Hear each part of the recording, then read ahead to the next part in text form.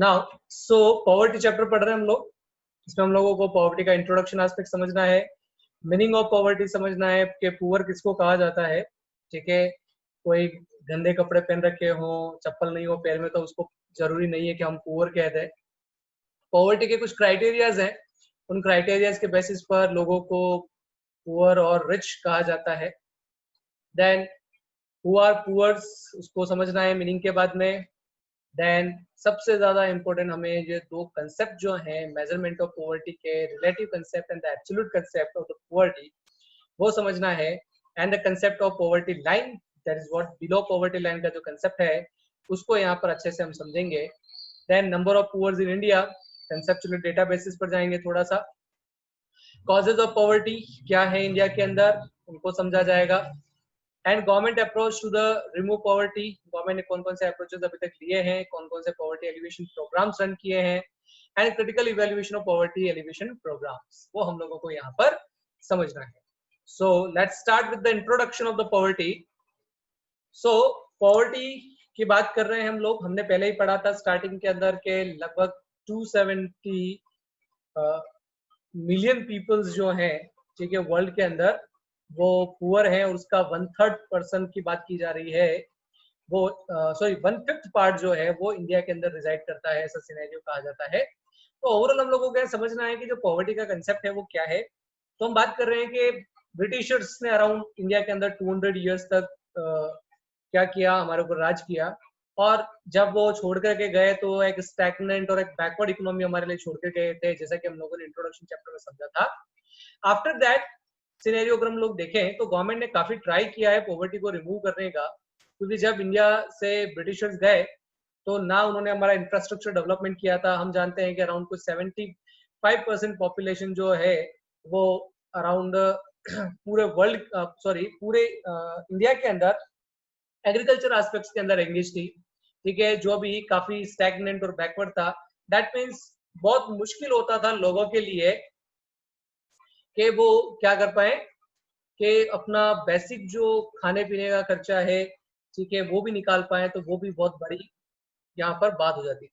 So overall हमें poverty का aspect देखना है, so that providing minimum basic needs to the people and the reduction of poverty have been the major aims of the independent India। जब हम लोग independent हुए तो हमने देखा कि गवर्नमेंट जो है वो प्रोवाइडिंग मिनिमम बेसिक नीड्स के ऊपर वर्क कर रही है। काफी हम देखते हैं, जैसे ओवरऑल बात करें तो गवर्नमेंट ने राशनिंग शॉप्स लगा रखी है, जिसमें वो राशनिंग शॉप जो है काफी जो बिलो पॉवर्टी लाइन पीपल्स है उन लोगों को फ्री ऑफ कॉस्ट जो व्हीट है, राइस है, शुगर है, ठीक है, इस तरह की चीजें प्रोवाइड करवाते हैं। ऐसे ही हम लोग अभी रिसेंटली एक स्कीम गवर्नमेंट ने और चलाई थी, that is what Ujjwala gas, जिसको हम लोग बोलते हैं एलपीजी का, जिसमें गरीब परिवारों को क्या किया गया, गवर्नमेंट के थ्रू गैस किट वगैरह बांटे गए, ठीक है, एलपीजी किट वगैरह जिसके जिनके पास नहीं थे, ठीक है, उनको ये सब चीजें प्रोवाइड की गई। इवन हम देखते हैं कि गवर्नमेंट ने अभी रिसेंटली जिनके पास पक्के मकान नहीं है उनको पक्के मकान बना करके दिए। तो these all type of the schemes of the government are devoted to the alleviation. हम बात करें कि पुअर पीपल्स के लिए इस तरह की चीजें जो बेसिक नीड्स हैं, ठीक है, वो प्रोवाइड करवाने की कोशिश की जा रही है। So that the 5-year plans have always stressed on the upliftment of the poor people and achieving a minimum standard of living for all। हमारे जितने भी 5-year plans बनते हैं, ठीक है, उन सब में भी जनरली बेसिक फोकस जो होता है वो पॉवर्टी एलिवेशन का रहता है, जिसमें ये टारगेट सेट किए जाते हैं कि किस तरीके से पुअर लोगों को जो बेसिक नीड्स हैं, ठीक है, उनको पूरा किया जा सके। या हम अगर बात करें कि जो बेसिक एक लिविंग स्टैंडर्ड है उसको अपलिफ्ट किया जा सके। So however the poverty is still one of the most serious problem from which the country is suffering। फिर भी मतलब हम लोगों ने अभी रिसेंटली इंडिपेंडेंस डे सेलिब्रेट किया है हमारा, and after the 74 years of the freedom still India के अंदर पॉवर्टी जो है वो एक बहुत बड़ा प्रॉब्लम, एक बहुत बड़ा चैलेंज है गवर्नमेंट के सामने। क्योंकि जैसा कि मैंने अभी आपको बताया कि वर्ल्ड की टोटल पॉपुलेशन का अराउंड बोला जाता है कि 50% पॉवर्टी जो है वो इंडिया में रिजाइड करती है। इवन अगर हम लोग टोटल पॉपुलेशन का परसेंटेज लें तो हमारी इंडियन टोटल पॉपुलेशन का अराउंड कुछ 23% अप्रोक्सीमेशन है सारे फिगर्स, 23% जो है पीपल्स वो बिलो पॉवर्टी लाइन रिजाइड करते हैं।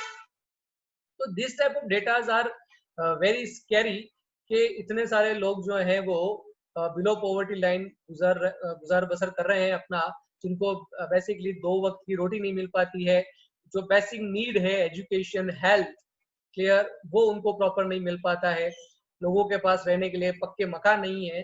तो after the 74 years of freedom हम लोगों ने क्या अचीव किया, ये क्वेश्चन मार्क हमारे सामने खड़ा हो जाता है। सो दैट हमने बात की अभी कि गवर्नमेंट 5 ईयर प्लान्स बना करके इस पॉवर्टी को रिमूव करने की कोशिश करता है, बट स्टिल हम लोग इसमें ज्यादा कुछ नहीं कर पाए हैं।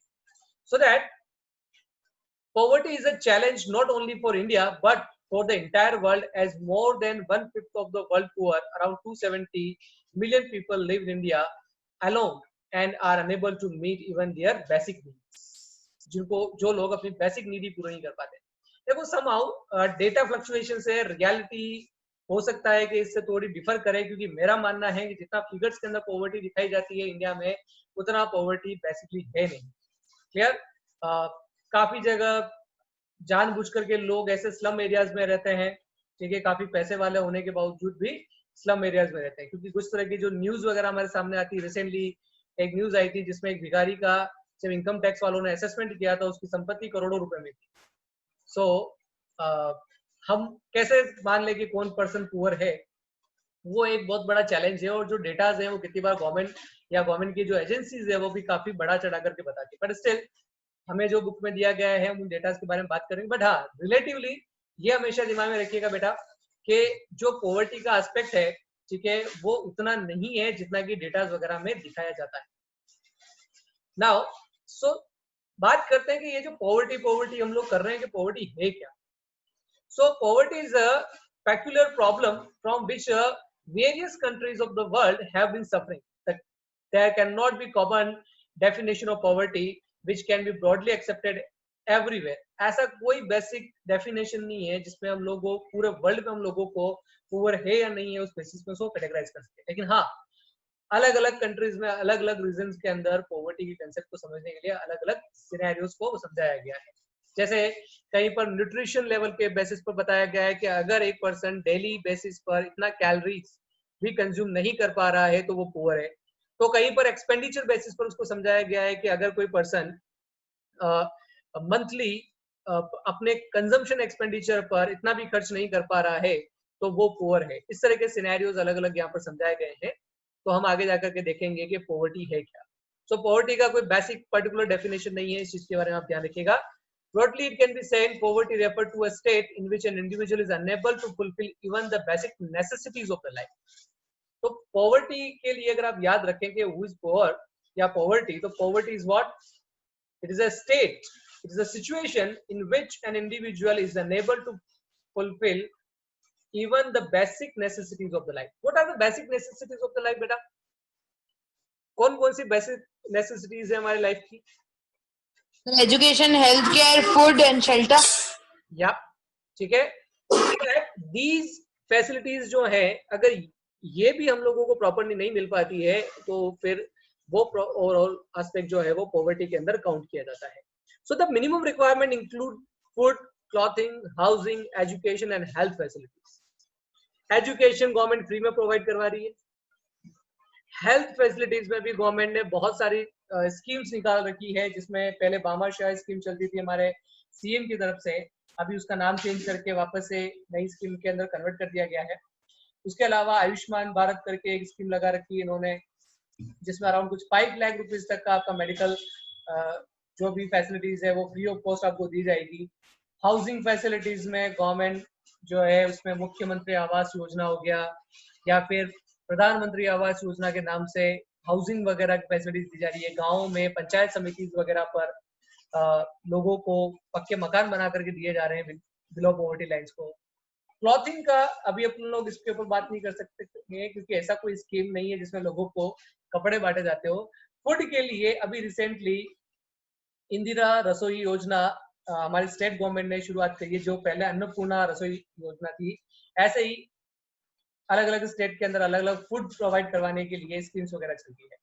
But still after doing that all things, सब नेसेसिटीज गवर्नमेंट ट्राई कर रही है प्रोवाइड करवाने का, but still there is a rampant poverty in India. जैसा कि मैंने आपको बताया था, टोटल पॉपुलेशन का 23% जो है वो हमारे इंडिया के अंदर बिलो पॉवर्टी लाइन रिजाइड करता है. So it's a very big figure. ठीक है. So poverty क्या है? Basically poverty refers to a state in which an individual is unable to fulfill even the basic necessities of the life. That is a minimum requirement: food, clothing, housing, education and health facilities. In a country where a big mass of the population is deprived of even minimum amenities of the life for a very long period, then such a country suffer a vicious circle of poverty. Clear? अगर एक बड़े लंबे समय से इस तरह की जो बेसिक फैसिलिटीज है किसी कंट्री में अगर वहां के लोगों को नहीं मिलती है, तो वहां पर एक विशियस सर्कल स्टार्ट हो जाता है पॉवर्टी का.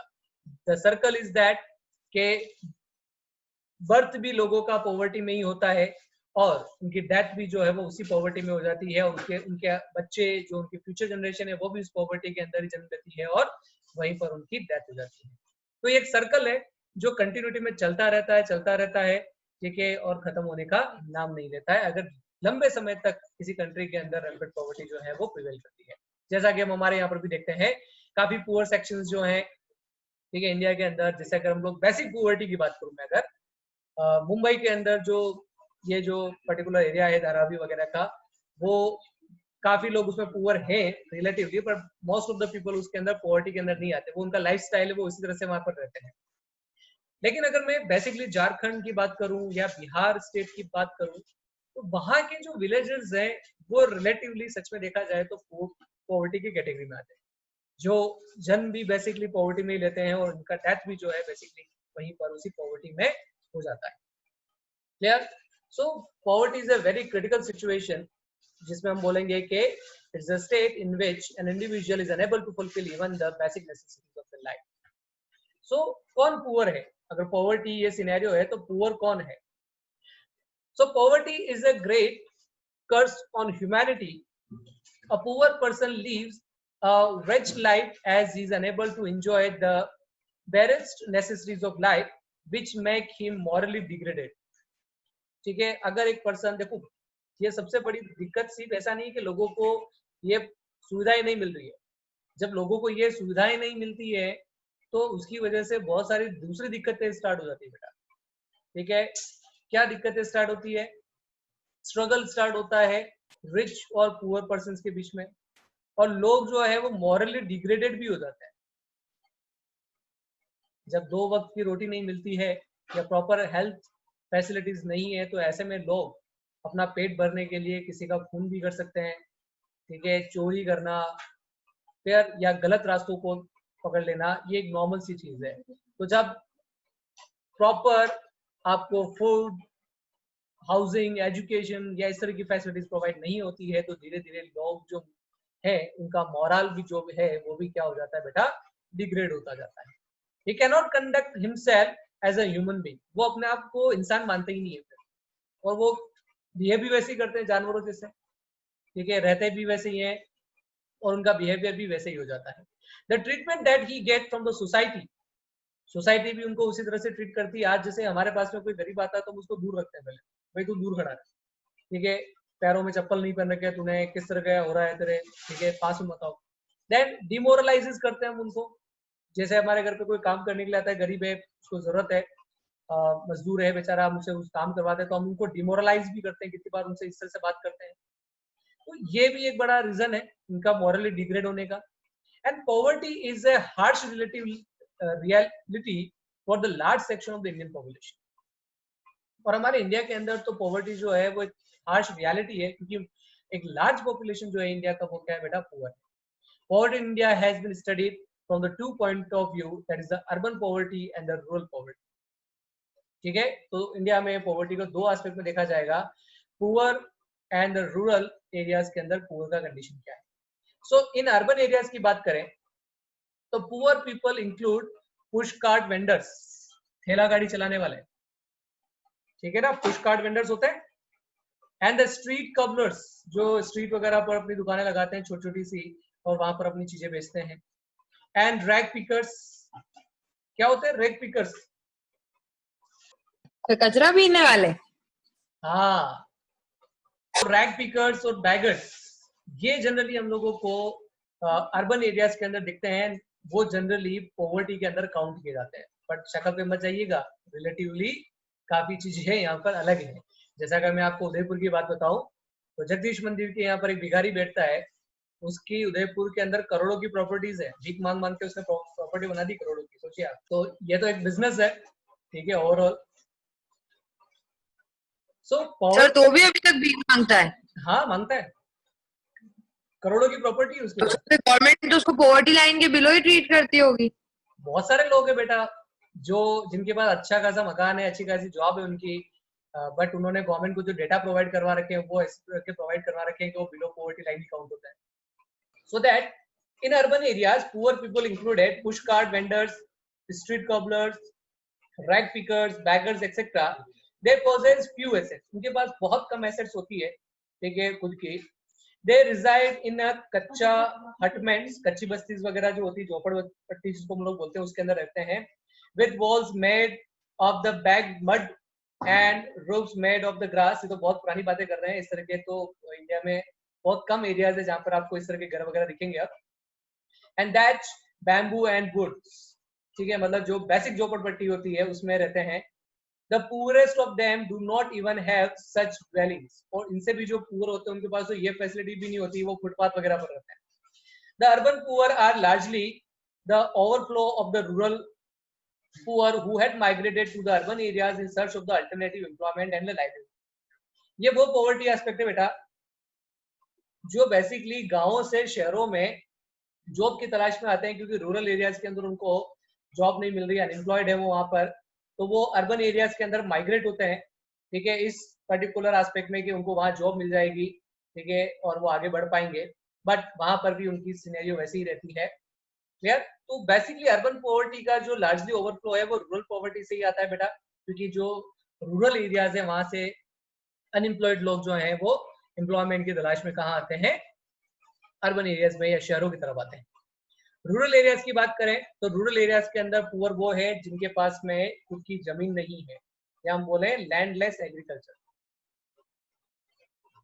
Labours, cultivators with a very small land holding, ऐसे लोग जिनके पास में बहुत छोटे छोटे से खेत है, ठीक है, खुद का खेत है ही नहीं या बहुत छोटे से खेत है उनके पास में। लैंडलेस लेबर्स, लेबर जो होती है जिनके पास खुद की जमीन नहीं है और वो लेबर की तरह काम करती है। Engage in a variety of non-agriculture jobs, और tenant cultivators. What are the tenant cultivators? Tenant cultivator का एस्पेक्ट आज भी हमारे यहाँ पर काफी बड़े लेवल पर चलता है। जैसे मान लीजिए कि गांव में जिनके पास खेत है लेकिन वो उसके ऊपर एग्रीकल्चर वर्क नहीं करते हैं, तो वो क्या करते हैं, जो एग्रीकल्चर वर्क उस पर करना चाहता है उसको रेंट पे वो प्रोवाइड करवा देते हैं। अब रेंट भी किस तरीके का कि जो भी आप यहाँ पर इरिगेशन का काम करोगे उसमें बिजली का जो बिल आएगा वो आपको भरना है, ठीक है, लैंड ओनर नहीं बनेगा, बिजली का बिल भी आपको भरना है। जो आप सीड्स वगैरह लेकर के आओगे कल्टीवेशन के लिए, ठीक है, उसकी भी कॉस्ट आधी आधी की जाएगी। क्लियर? काम कौन करेगा? काम वो जिसने रेंट पे लिया है, ठीक है, वो करेगा। एट द लास्ट जब हार्वेस्टिंग होगी, ठीक है, उस समय जो भी प्रोड्यूस होगा उसका या तो 60-40% किया जाएगा या फिर 50-50% किया जाएगा। 60-40 में भी 60 ऑनर का रहेगा और 40 टेनेंट का रहेगा, जिसने ओवरऑल सारा कल्टीवेशन का काम किया है वहां पे, उसको 40% मिलेगा। या फिर 50-50 का रेशियो होता है जिसके अंदर 50% ऑनर लेके जाता है और 50% कौन लेके जाता है, जो टेनेंट कल्टीवेटर है उसको मिलता है। तो ऐसे में देखिए मेहनत वो करता है, ठीक है, सारे कल्टीवेशन का काम वो करता है, लेकिन जमीन खुद की नहीं होने की वजह से उसको क्या करना पड़ता है, रेंट पर उसको वो जमीन लेकर के काम करना पड़ता है। और रेंट भी क्या कि जितना वो फॉर्म प्रोड्यूस कर रहा है उसका लगभग 50-60% जो है वो ऑनर को दिया जाता है। तो उसकी वजह से भी यहाँ पर जो है वो पॉवर्टीज के कंसेप्ट देखने को मिलते हैं। Clear? So many of the rural peoples are the landless. और गांव में भी देखा जाए तो बहुत सारे किसान ऐसे हैं जिनके पास जमीनें नहीं है, जिनके पास थी लेकिन पैसों की तंगी में आकर के बहुत सारे लोगों ने उसको, जो जमींदार वगैरह थे वहां के, उनको उन्होंने बेच दिया। Even if some of them possess land, it is only dry और वेस्ट लैंड। और जिन लोगों के पास में है उनके पास में भी वो ऐसे लैंड है जहाँ पर इरिगेशन फैसिलिटी नहीं है, या वेस्ट लैंड है जहाँ पर कोई भी कल्टीवेशन एक्टिविटी हो ही नहीं सकती है। And many rural people do not get to have even 2 meals a day। और बेसिकली ऐसे रूरल एरियाज भी हैं जहाँ पर लोगों को 2 वक्त की रोटी भी प्रॉपरली नहीं मिल पाती है। So common characteristics of the poor people की बात करें तो ध्यान रखिएगा आप लोग, कॉमन कैरेक्टरिस्टिक्स क्या है पुअर पीपल्स की? Hunger, starvation and the malnutrition. ठीक है, भूखमरी होती है गरीबों में, ठीक है, hunger, starvation and malnutrition, that means nutrition वगैरह की भी उनमें कमी होती है।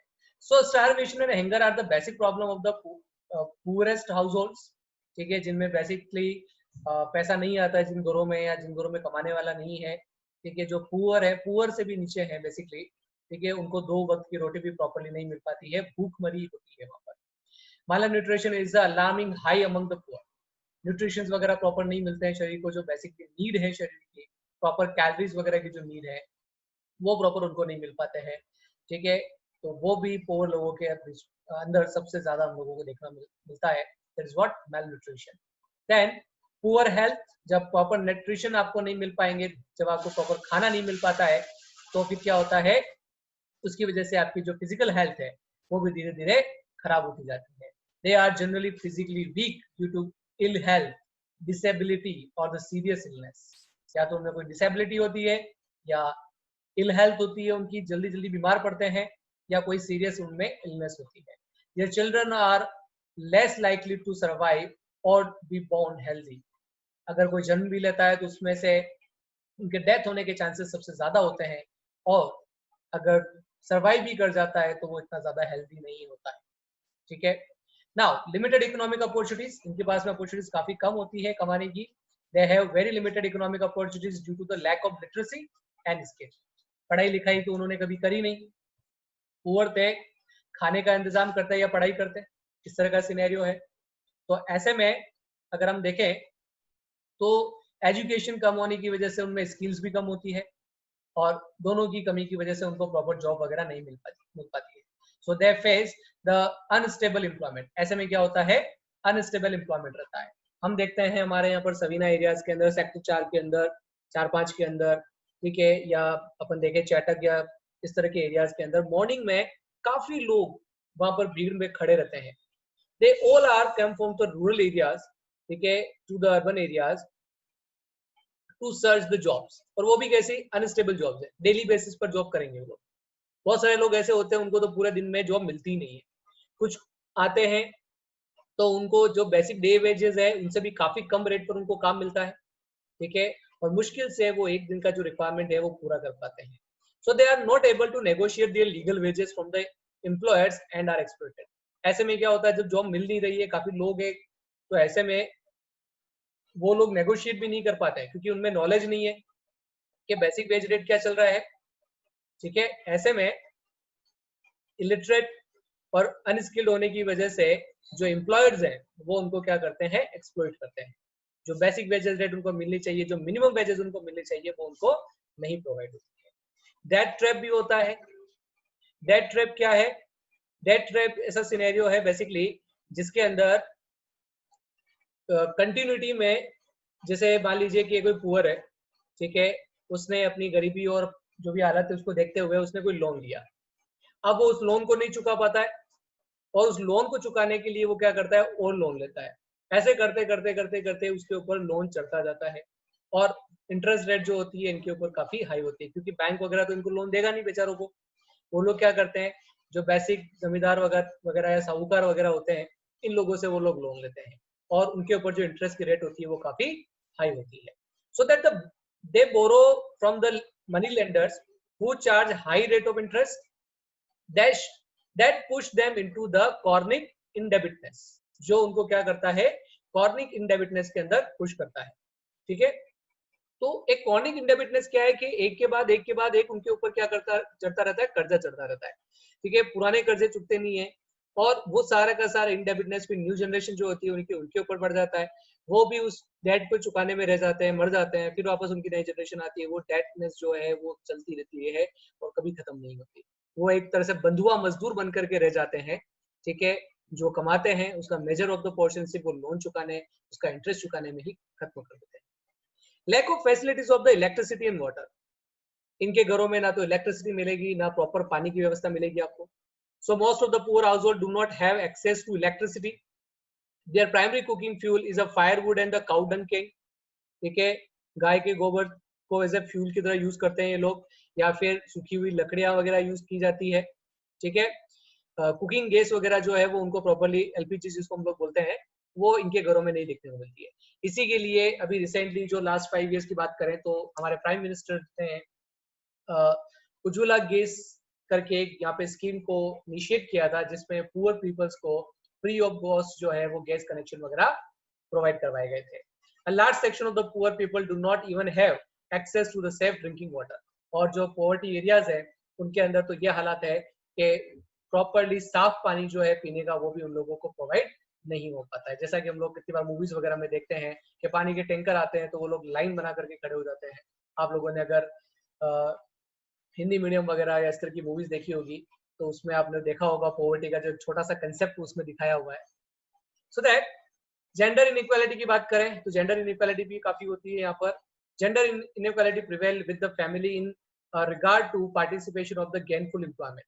ठीक है, जनरली मेल या हम बात करें यहाँ पर जो मेल पर्सन होते हैं उनको यहाँ पर ज्यादा प्रिविलेज मिलती है। क्लियर, लड़कियों को बहुत समझा जाता है क्योंकि मेल पर्सन को वो देखते हैं कि ये बाहर जाकर के कमा करके लेके आएगा, लेकिन लड़कियां क्या करेंगी?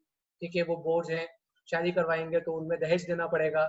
इस तरह का सिनेरियो वहां पर ज्यादा देखने को मिलता है पुअर सेक्शंस के अंदर। दैट्स व्हाई वहां पर जेंडर इनइक्वालिटी भी ज्यादा प्रिवेल होती है। सो gender inequality prevails with in the family in regard to the participation of the gainful employment, education, and in decision making. Poor women receive less care on their way to motherhood. और उनकी देखभाल जो है, ठीक है, in the time of motherhood वो भी काफी कम होती है। बिगर फैमिलीज की बात करें तो यहाँ पर फैमिली प्लानिंग का भी कोई कंसेप्ट नहीं है। ठीक है, फैमिली का साइज भी यहाँ बड़ा होता है क्योंकि ये लोग सोचते हैं कि अगर ज्यादा लोग होंगे तो ज्यादा कमा करके लेके आएंगे और हमारा सर्वाइवल जो है वो अच्छे से निकल पाएगा। इस वजह से भी यहाँ पर जो फैमिली साइज है वो काफी ज्यादा होते हैं। The poor families are bigger in size which make their economic condition worse. उससे क्या होता है, उनकी इकोनॉमिक कंडीशन और ज्यादा वर्स हो जाती है। तो these are some characteristics of the poor जो हम देखते हैं, and which are hunger, starvation and the malnutrition, poor health, limited economic opportunities, debt trap, lack of facility of the electricity and water, gender inequality and the bigger families. Then measures of poverty, relative और absolute, ये हमारे लिए काफी important part है। अच्छा, relative poverty का concept क्या बोलता है? रिलेटिव पॉवर्टी का कंसेप्ट ये है कि जब हम लोग किसी चीज को कंपैरिजन में चेक करते हैं, ठीक है, तो कंपैरिजन बेसिस में अगर हम लोग किसी पर्सन को रिच और पुअर क्लासिफाई कर रहे हैं तो वो क्या कहलाएगी बेटा? रिलेटिव पॉवर्टी कहलाएगी। जैसे अगर हम बात करें यहाँ पे तो अंशुल जो है वो रिच है और उसके कंपैरिजन में मैं जो हूं वो पुअर हूं। ठीक है ना, Anshul is more rich in comparison to the me, तो मैं यहाँ पर क्या कहलाऊंगा? पुअर कहलाऊंगा, और अंशुल जो है वो क्या कहलाएगा? रिच पर्सन कहलाएगा। ठीक है, so this is what a poverty concept and which is relative poverty, जिसमें हम लोग कंपेयर करते हैं। जैसे अगर हम लोग इंडिया को कंपेयर करें यूएसए से तो India is what? A poor nation in comparison to the USA. Clear? तो ये क्या है, कंपैरिजन एस्पेक्ट में जो बात करते हैं वो जो कंपैरिजन सिनेरियो है वो क्या कहलाता है यहाँ पर? रिलेटिव पॉवर्टी का कंसेप्ट है। ठीक है, so relative poverty is what refers to the poverty of people in comparison to the other peoples, regions or nations। Comparison किया जाता है लोगों में, उन लोगों के हिसाब से पुअर और रिच का अपन लोग क्लासिफिकेशन करते हैं, या जो रीजनल बेसिस है, जैसे हम बात करें कि झारखंड हो गया, यूपी हो गया या बिहार हो गया, ये काफी पुअर स्टेट है in comparison to the other states. ठीक है, so this is what? A relative poverty concept. Nation wise मैंने अभी आपको एग्जांपल दिया कि India was a poor country in comparison to the USA. Clear? तो ये क्या कहलाएगा? A relative poverty concept. जबकि एब्सोल्यूट पॉवर्टी का जो एस्पेक्ट है उसमें हम लोग ये देखते हैं कि रिलेटिवली कितने लोग जो हैं कंट्री के वो बिलो पॉवर्टी लाइन रिजाइड कर रहे हैं। मतलब यहाँ पर हम लोग एक्चुअल नंबर्स पर बात करते हैं, यहाँ पर कोई कंपैरिजन नहीं करते हैं। हमारा एक मेजरमेंट टूल है, उसके थ्रू हम लोग ये देखते हैं कि कितने लोग जो हैं वो बिलो पॉवर्टी लाइन है और कितने लोग जो हैं वो अबव पॉवर्टी लाइन। ठीक है, so absolute poverty refers to the total number of people living below poverty line. Absolute poverty के अंदर हम ये देखते हैं कि रिलेटिवली कितने लोग जो है वो बिलो पॉवर्टी लाइन जो है वो रिजाइड कर रहे हैं। याद रखिएगा, मोस्ट इंपोर्टेंट है, शॉर्ट क्वेश्चन बनने के पूरे चांसेस होते हैं एग्जाम्स में पॉवर्टी वाले चैप्टर में से, relative poverty and absolute poverty. Clear? Now relative poverty क्या है, वापस से देखिए एक बार। So relative poverty refer to the poverty of people in comparison to the other people, reasons और nation. For example, if Ram has a lower income in comparison to the Shyam, then we can say that Ram is relatively poor. ठीक है, अगर हम लोग example लें यहाँ पर, सो राम की इनकम अगर श्याम से कम है तो राम यहाँ पर क्या कहलाएगा, basically a relatively poor people. It help in understanding the relative position of different segments of the population. ये किसमें हेल्प करता है हमें, to understand the relative position of different segments of the population. जो डिफरेंट सेगमेंट है population के, उनको relative aspect में देखने में हमें हेल्प करता है कि कितने लोग जो हैं ये पॉवर्टी एस्पेक्ट में और कौन कौन रिच एस्पेक्ट में आ रहे हैं। लिमिटेशन है, लेकिन ये प्रॉपर्ली कोई लाइन नहीं बताता है कि ये पर्टिकुलर एस्पेक्ट में प्रॉपर्ली ये सच में पुअर है, ये सच में रिच है, ऐसा कुछ नहीं, बस वो रिलेटिव एस्पेक्ट है। जैसे मेरा पड़ोसी जो है वो मेरे से ज्यादा अमीर है, तो मैं रिलेटिवली उसके एस्पेक्ट में कम पुअर हो गया, लेकिन क्या मैं सच में पुअर हूँ, ये यहाँ पर क्लासिफिकेशन नहीं हो रहा है, तो ये इसका एक लिमिटेशन है। So it only reflect the relative position of different segment of the population in the income hierarchy. It does not consider how poor the poor person is, कितना पुअर है वो। मैंने जैसे बोला कि रिलेटिवली एस्पेक्ट तो देख लिया कि उसकी इनकम ज्यादा है इसलिए वो रिच और मेरी इनकम कम है तो मैं पुअर हो गया, बट कितना पुअर हूँ, ठीक है, यह सच में पुअर हूँ भी या नहीं, क्लियर, और weather he is deprived of the basic minimum requirement of the life or no, क्या उसको प्रॉपर्ली जो बेसिक नीड है लाइफ की वो भी प्रॉपर मिल पा रही है या नहीं मिल पा रही है। यहाँ पर वो एस्पेक्ट नहीं देखा जा रहा, बस वो देखा रहे हैं कि भाई हाँ ये रिच है और ये पुअर है, बस रिलेटिव एस्पेक्ट में उसको देख लिया। तो यहाँ पर कोई प्रॉपर क्लासिफिकेशन नहीं है कि ये ही पुअर है और ये पुअर नहीं है, ठीक है। यहाँ सिर्फ हम लोग कंपैरिजन बेसिस पर क्या करते हैं, लोगों को देखते हैं कि ये पुअर है और ये रिच है, क्लियर। तो that is what a relative poverty concept है ना, जिसमें कितनी बार क्या होता है, अगर हम लोग टाटा और अंबानी के बीच में कंपैरिजन करें तो हमने देखा कि अंबानी 4th रिचेस्ट पर्सन बन गया वर्ल्ड का, तो अंबानी के सामने तो टाटा फिर पुअर हो गया रिलेटिव एस्पेक्ट में देखे तो, but they both are the rich persons. तो रिलेटिव पॉवर्टी जो है वो बेसिकली कंपैरिजन एस्पेक्ट में बताता है, तो रिलेटिव डेटा या एब्सोल्यूट डेटा हमें नहीं मिलते हैं पॉवर्टी के यहाँ पर, तो सबसे बड़ा लिमिटेशन इसका यही है। Where is the absolute poverty concept is what, absolute poverty के कंसेप्ट की बात करें तो यहाँ पर हमें टोटल नंबर मिलते हैं कि सच में कितने लोग जो हैं वो बिलो पॉवर्टी लाइन रिजाइड कर रहे हैं, जिनको बेसिक एमिनिटीज जो है लाइफ की वो भी प्रॉपर्ली नहीं मिल पा रही है। एग्जांपल दिया है यहाँ पे, जैसे according to the absolute measure around 22% of the Indian population is below poverty line. मैंने आपको एक अप्रोक्सीमेशन फिगर दिया था, around 22% of the Indian population reside below poverty line. तो ये एक एब्सोल्यूट एस्पेक्ट है जिसमें हमें ये पता चल रहा है कि ओवरऑल टोटल पॉपुलेशन का 22% इंडिया का जो है वो क्या है, बिलो पॉवर्टी लाइन है। इंपोर्टेंट क्या है, the concept of absolute poverty is relevant for the less developed countries like India where there is an abundant of poverty, it help to measure the number of poor people. हमारी जैसी countries के अंदर ये काफी important part बन जाता है, ठीक है, क्योंकि इससे हमें ये पता चल पाता है कि कितने सच में लोग जो हैं वो पुअर हैं और उनको जो बेसिक नीड है उसके लिए गवर्नमेंट को कितना एक्सपेंड करना है, ठीक है, क्या फैसिलिटीज उनको प्रोवाइड करवाई जाए, कैसी प्रोवाइड करवाई जाए, उसकी प्लानिंग गवर्नमेंट तरीके से कर सकती है। लिमिटेशंस क्या है, the method of poverty line used to measure absolute poverty does not differentiate between the very poor and the other poor. इसमें भी डिफरेंशिएशन नहीं, बस इसमें यही है कि बस हाँ बिलो पॉवर्टी लाइन से जो नीचे है वो पुअर है और जो ऊपर है वो रिच है, clear. Moreover, it does not consider social factors that generate and are responsible for the poverty, like illiteracy, ill health, lack of access to the resources, discrimination और lack of the civil and political freedoms.